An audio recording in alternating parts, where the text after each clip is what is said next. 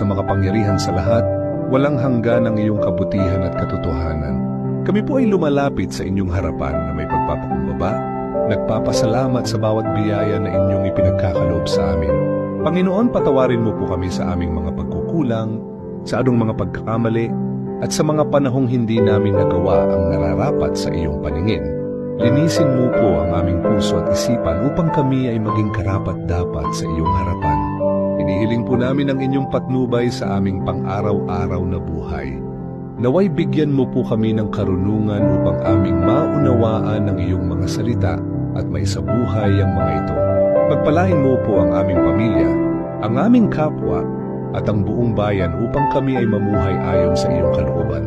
Idinadalangin din po namin ang aming mga kapatid na dumaranas ng pagsubok, ang mga may karamdaman, ang mga nalulumbay, at ang mga nangangailangan. Naway ipagkaloob mo po sa kanila ang kagalingan, kapanatagan at biyaya mula sa iyo.